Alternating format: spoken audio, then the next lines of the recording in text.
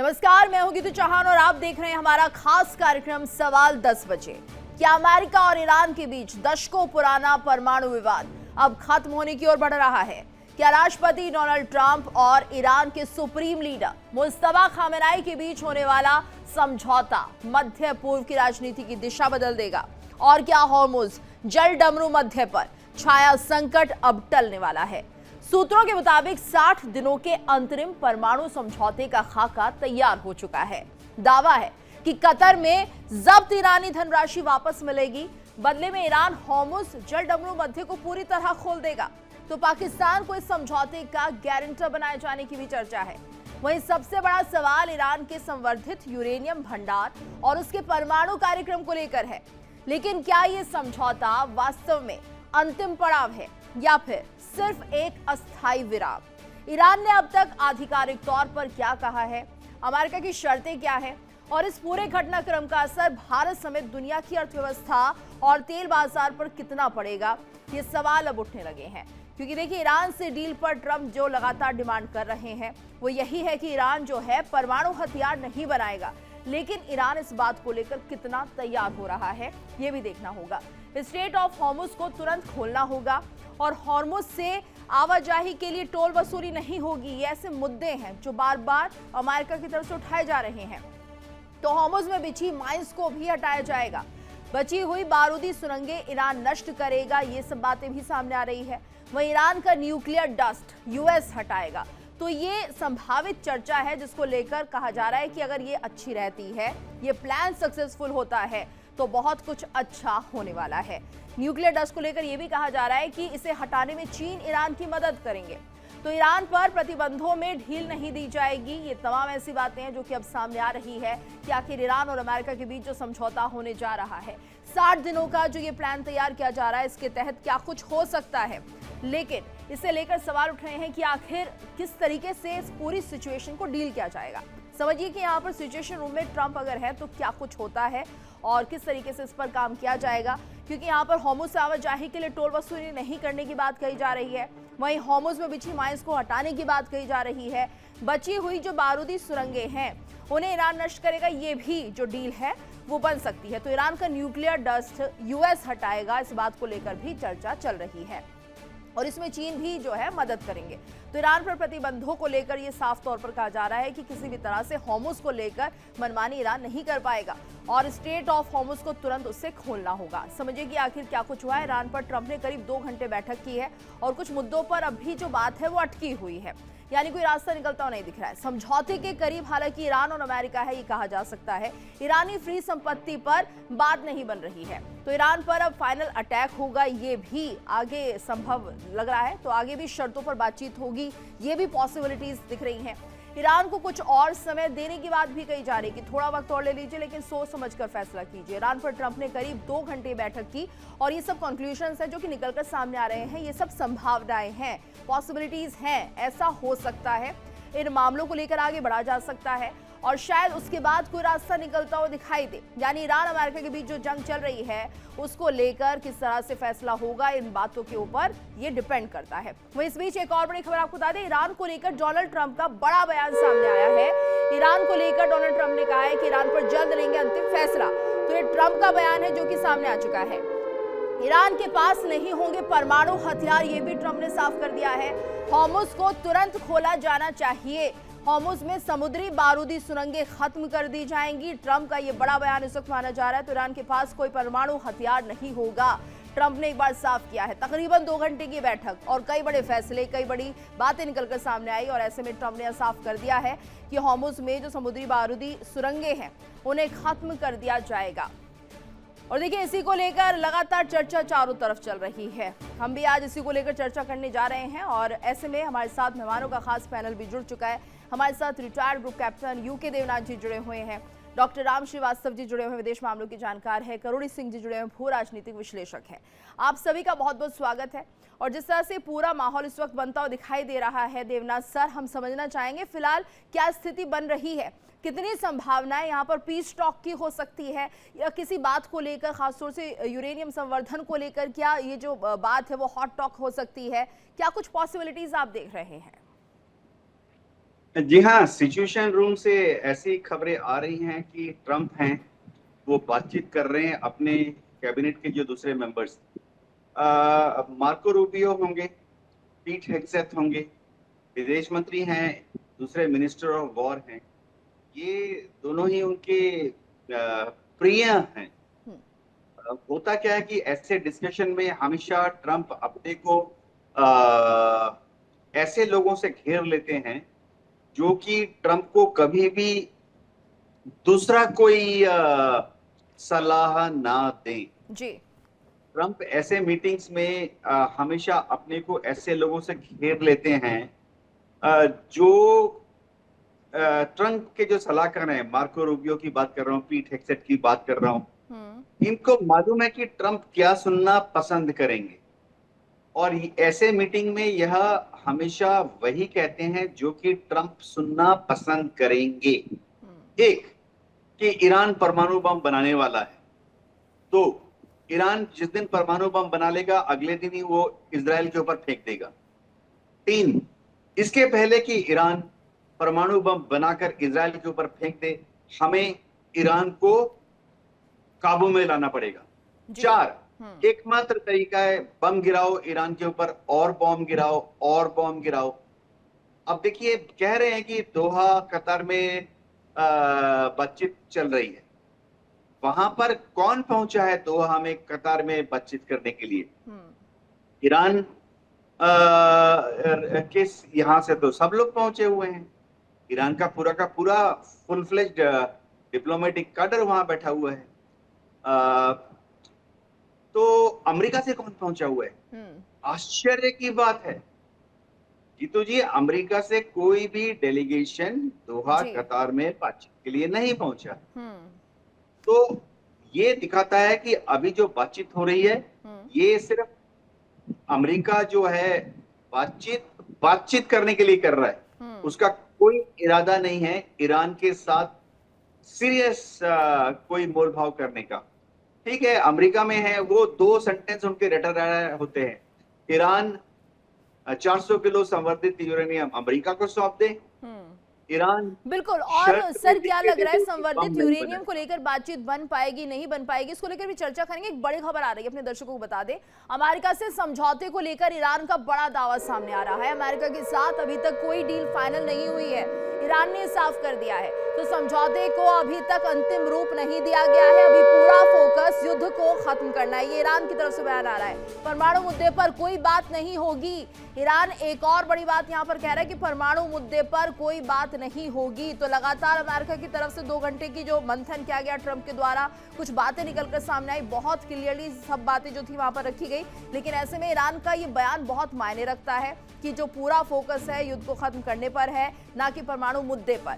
और ऐसे में किरोड़ी सर, ये समझना जरूरी है कि आखिर अगर परमाणु मुद्दे पर कोई बात नहीं होगी तो ये ट्रंप जो बड़ी बड़ी बातें कर रहे हैं उनके क्या मायने हैं?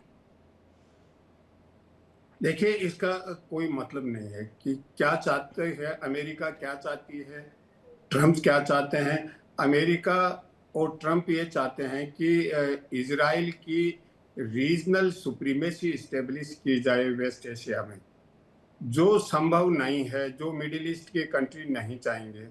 दूसरा, ये अमेरिका ये चाहता है कि अमेरिका की सुप्रीमेसी या हेगेमनी दुनिया में बनी रहे, और उस हेगेमनी को बनाए रखने के लिए वो अपनी इमेज भी बना के रखना चाहता है। यही उनको संकट है, क्योंकि इजराइल के साथ वो रीजनल वार में अगर होता है तो उसकी प्रतिष्ठा गिरती है, जो ऑलरेडी गिर चुकी है। उसके मित्र राष्ट्र भी साथ नहीं है।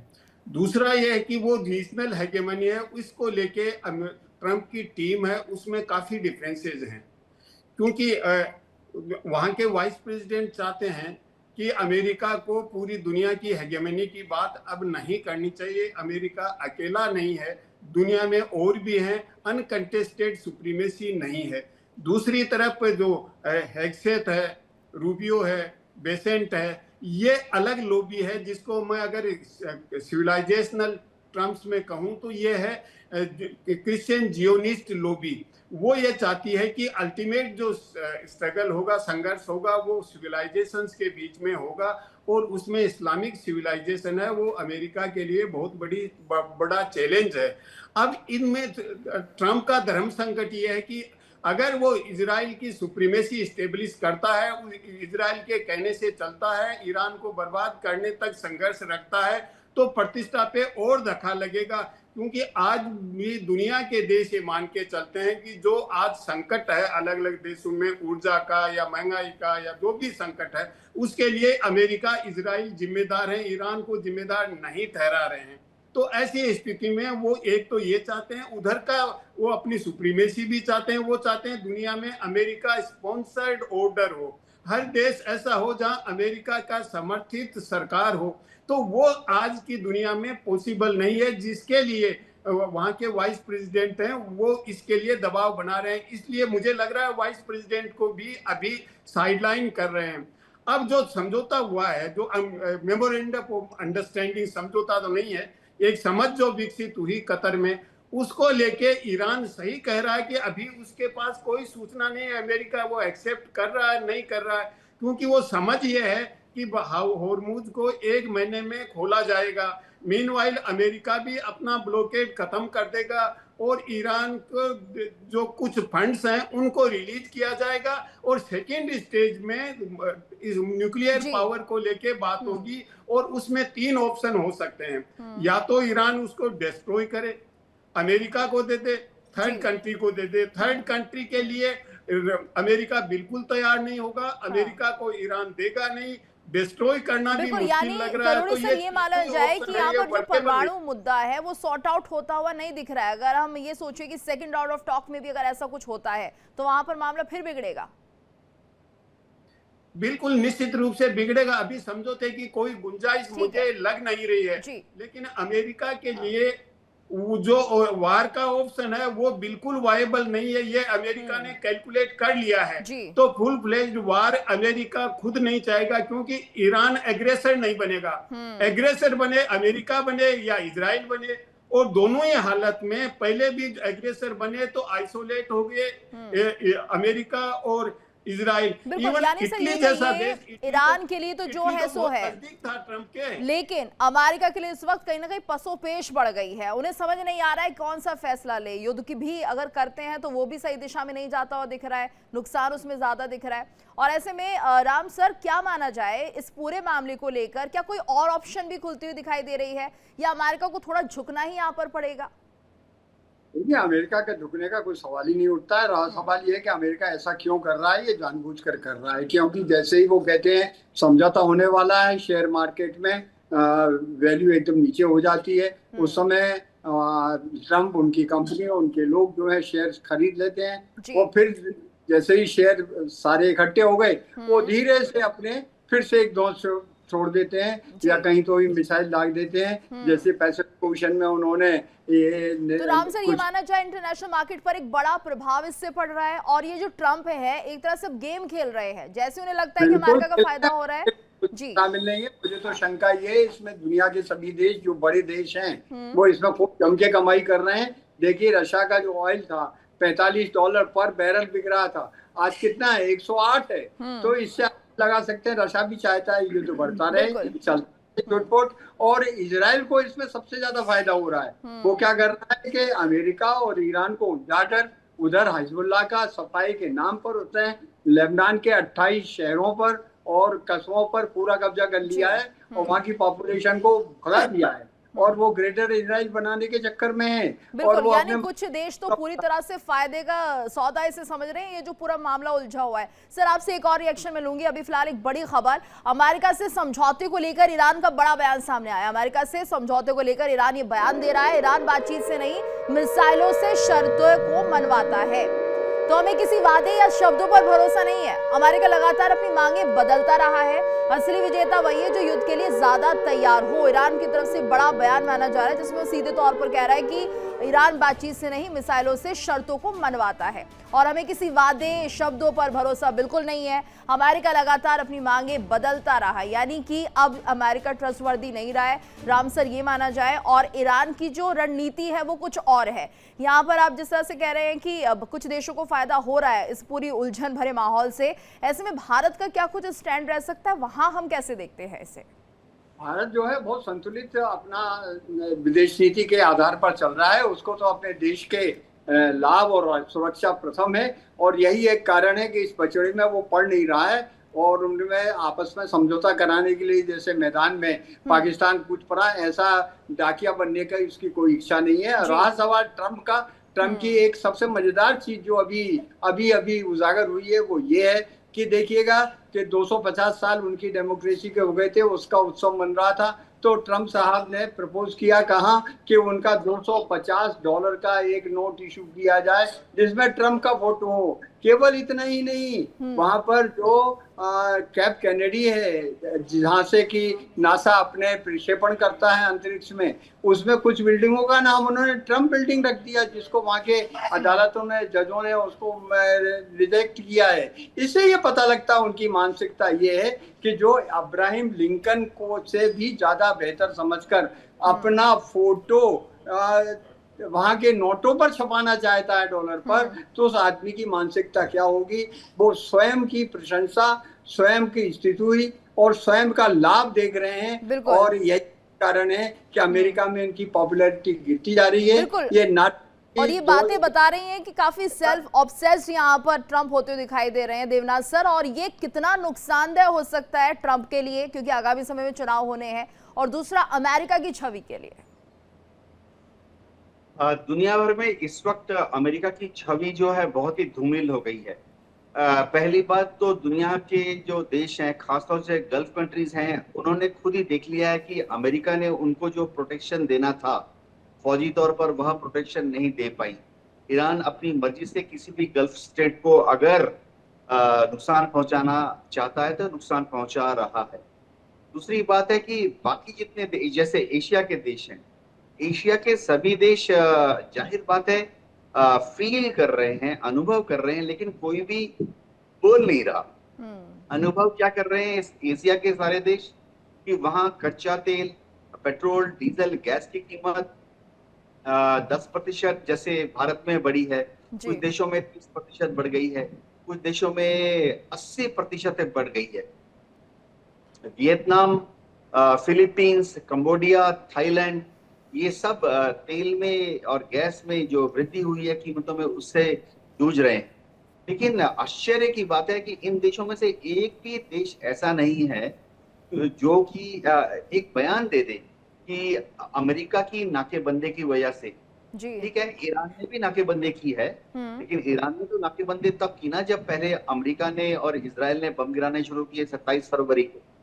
तो एक भी एशिया का देश नहीं है या दुनिया का देश नहीं है जो कि अमेरिका के खिलाफ एक बयान दे दे कि हुजूर आपकी बमबारी के चलते हमारे देश में कच्चे तेल, गैस, पेट्रोल, डीजल की कमी हो रही है। बिल्कुल, और इन देशों को, एशिया के जो देश है जो बयान नहीं दे रहे हैं अमेरिका की नीतियों को लेकर, इसके पीछे क्या कुछ वजह हो सकती है सर, आपसे समझेंगे। एक बड़ी खबर अपने दर्शकों को बता दें पहले, ईरान को लेकर अमेरिका के वित्त मंत्री का बयान सामने आया है। यहाँ पर ईरान पर रोक में कोई भी ढील धीरे धीरे होगी। अमेरिका की तरफ से बयान दिया जा रहा है कि ईरान पर अगर कोई रोक होती है तो उसके अंदर अगर हम ढील लगा रहे हैं तो ये जो प्रोसेस है थोड़ा आराम से होगा, धीरे धीरे होगी। तो ईरान पर रोक में कोई भी जो ढील दी जाएगी वो धीरे धीरे होगी, एकदम से ईरान को किसी तरह की ढील नहीं दी जा रही है। देवनाथ सर, अब आप अपनी बात कंटिन्यू कर सकते हैं। क्या देखो गीतू, हो ये रहा है कि आने वाले समय में दुनिया में जो शोधकर्ता हैं वह विचार करेंगे कि अचानक ऐसा क्या हुआ कि दुनिया भर में एनर्जी क्राइसिस हो गई, जिसका कि इनडायरेक्ट फर्क ये पड़ा कि दुनिया भर में काफी जगह ट्रेड, इंडस्ट्री, ट्रांसपोर्ट, व्यापार पर एडवर्स इफेक्ट पड़ गया, नेगेटिव इम्पैक्ट हो गया, जिसका कि अब तीसरा इम्पैक्ट ये दिख रहा है कि दुनिया भर में कई जगह छोटे छोटे कारखाने बंद हो रहे हैं या उनको अपना प्रोडक्शन कम करना पड़ रहा है। तो जॉबलेसनेस शुरू होने वाली है, क्योंकि जब एक फैक्ट्री में प्रोडक्शन कम हो रहा है या प्रोडक्शन बंद हो रहा है क्योंकि डीजल इतना महंगा है कि फैक्ट्री में जो डीजल जनरेटर सेट है वो चलाना तो हो रहा है छोटे कारखानों के लिए, तो उनको अपने कर्मचारियों को फायर करना पड़ रहा है, निकालना पड़ रहा है, छटनी करनी पड़ रही है। तो ये शोधकर्ता ये बताएंगे कि ये रीजन क्या है। रीजन ये है कि 27 फरवरी को किसी देश ने ईरान के ऊपर बमबारी करनी शुरू कर दी। उसके पहले तो स्ट्रेट ऑफ हॉर्मुज खुला हुआ था। तो शोधकर्ता भविष्य में ये भी बताएंगे कि कौन ऐसा मुल्क है जिसने कि 27 फरवरी को पहले बम गिराकर ईरान को बाध्य किया कि सेल्फ डिफेंस में कहें या मजबूरी में कहें या कहें कि ईरान के पास मरता क्या ना करता जब वाली हालत थी कि उसने स्ट्रेट ऑफ हॉर्मुज को बंद कर दिया। अब तो अमेरिका ने भी स्ट्रेट ऑफ हॉर्मुज को बंद कर दिया। तो शोधकर्ता ये बताएंगे भविष्य में कि सिर्फ अमेरिका ने इस बमबारी को चालू किया। अब हो क्या रहा है, मैं एक शब्द में बता दूं, एशिया के देश जो हैं पूरी तरह से अमेरिका के ऊपर या कहें तो डोनाल्ड ट्रंप के ऊपर अपने सर्वाइवल के लिए, अपने स्टेबिलिटी के लिए, अपने फाइनेंशियल कंडीशन के लिए और व्यापार के लिए निर्भर हैं। बिल्कुल। तो कोई भी देश अमेरिका को नाराज नहीं करना चाहता। बिल्कुल जी। और ये मजबूरी है, इन देशों की मजबूरी है कि यहाँ पर अमेरिका को नाराज नहीं कर सकते हैं, कूटनीति यही कहती है किरोड़ी सर। और ऐसे में समझना होगा कि ऑप्शंस अब दूसरी तलाशनी होगी। हालांकि भारत इस दिशा में आगे बढ़ चुका है, क्योंकि अमेरिका को समझाना या बात करना बेमानी होगा, क्योंकि ट्रंप यहाँ पर मानने को तैयार नहीं है। मुझे लगता है कि किरोड़ी सर तक मेरी आवाज नहीं पहुंच पा रही है। ये सवाल में हाँ सर आ चुके हैं। जी किरोड़ी सर, देखिए तो जो ये माहौल बना हुआ है इसको भी हम समझने की कोशिश करते हैं। जानना चाहेंगे कि भारत ने तो सोच लिया है कि अब यूरोपियन कंट्रीज की तरफ बढ़ते हैं, वहां पर अपना व्यापार बढ़ाते हैं, तो ये दिशा जो है क्या ये सही दिशा है? और अमेरिका पर अपनी डिपेंडेंसी अब जो हमें कम करनी होगी, ईरान से भी जो ताल्लुक है थोड़े से कम करने होंगे, क्या लग रहा है आपको किस दिशा में भारत को आगे बढ़ना चाहिए? देखिए ये बहुत महत्वपूर्ण क्वेश्चन है और विशेष रूप से हम भारतीयों के लिए तो बहुत ही ज्यादा महत्वपूर्ण है जी। क्योंकि भारत की नीति में एक मेजर शिफ्ट कई सालों से आया। वो ये था कि भारत दुनिया के जो संघर्ष हैं या तनाव हैं उनमें कहीं कोई प्रोएक्टिव भूमिका नहीं निभाना चाहता। भारत अपने आंतरिक सामर्थ्य, सुरक्षा और ग्रोथ, जो आर्थिक विकास है उसको मजबूत करना चाहता है और उसी को ध्यान में रख के भारत ने अपने संबंध बनाने की कोशिश की। लेकिन जो बड़े देश हैं जैसे चीन है, रशिया है और अमेरिका है, इनके साथ अच्छा एक्सपीरियंस नहीं रहा। अगर रशिया से ज्यादा गहरा रिश्ता बनाता है, अमेरिका तनाव में आ जाता है, अमेरिका प्रॉब्लम क्रिएट करता है, चाइना से हो नहीं सकते। तो इन तीनों से दूर हटके भारत ने एक अलग नीति अपनाई कि बिल्कुल। और सर इस नीति को समझेंगे, एक बड़ी खबर आ रही है उसके बाद आपका रिएक्शन लेंगे। इजरायल और लेबनान के बीच हमले जारी हैं, ये बड़ी खबर इजरायल और लेबनान से जुड़ी हुई, जहां पर हमले लगातार जारी है। उत्तरी इजरायल पर हिजबुल्लाह का रॉकेट अटैक हुआ है। उत्तरी इजरायल के किरियत शमोना में ये रॉकेट गिरा है। ये बड़ी खबर इस वक्त सामने आ रही है। लगातार इजरायल और लेबनान के बीच हमले जारी हैं। उत्तरी इजरायल पर हिजबुल्लाह का रॉकेट अटैक। और एक बार फिर से रुक कर लेते हैं किरोड़ी सर का। किरोड़ी सर बताइए फिलहाल जिस तरह से भारत जो स्टैंड ले रहा है वो किस तरीके से हम समझे, लेकिन एक रिएक्शन लेबनान और इजरायल के इस हमले को लेकर भी बताइएगा। देखिए पहले मैं लेबनान वाले को बताऊं, क्योंकि इजराइल का दृष्टिकोण ये है कि पूरे जो हिजबुल्ला है उसको खत्म करें, जो संभव नहीं है जी। और नेतन्याहू ने ये भी कह दिया कि गाजा का जो सीज फायर था, सीज फायर तो नहीं था, ये तो मैं तो लेस फायर कहता हूँ, लेस फायर एग्रीमेंट था, उसमें निरंतर रूप से लोग मर रहे हैं। अब उन्होंने कह दिया कि 70% गाजा को हम अपने नियंत्रण में लेंगे, ये इजराइल ने डिक्लेयर कर दिया है। तो इजराइल ने न तो लेबनान का सीज फायर मान रहे हैं, न इधर गाजा का सीज फायर मान रहे हैं। बिल्कुल, यानी इनकी अपनी रणनीति है। सर एक लाइन में भारत के लिए बताइए किस दिशा में आगे बढ़ा, क्योंकि समय इतना ही है। देखिए भारत के अपने आर्थिक और सुरक्षा संबंधी सामर्थ्य को बढ़ाना है, उसके लिए बाइलेटरलिज्म और विशेष रूप से छोटे देशों के साथ, और इसीलिए पिछले 1 साल में भारत ने 6-7 फ्री ट्रेड एग्रीमेंट किए हैं। बिल्कुल, यानी कि भारत अब ये समझ चुका है कि 1-to-1 टॉक दूसरे देशों के साथ बहुत जरूरी है। इन संबंधों को ऑप्शन के तौर पर भी हम देख रहे हैं, जिससे कि भारत की जो अर्थव्यवस्था है उस पर बड़ा असर ना पड़े। धन्यवाद करना चाहेंगे आप सभी का हमारे साथ इस चर्चा में जुड़ने के लिए। और इसी के साथ हमारी इस खास पेशकश में इतना ही। रुकेंगे एक छोटे से ब्रेक के लिए, लेकिन इंडिया डेली अब आपके स्मार्ट टीवी पर भी मौजूद है। देखिए इंडिया डेली 24/7 अब आपकी स्मार्ट टीवी पर। इंडिया डेली मौजूद है सभी डिजिटल प्लेटफॉर्म पर लाइव और लगातार। इंडिया डेली 24/7, हर दिन राष्ट्र को समर्पित।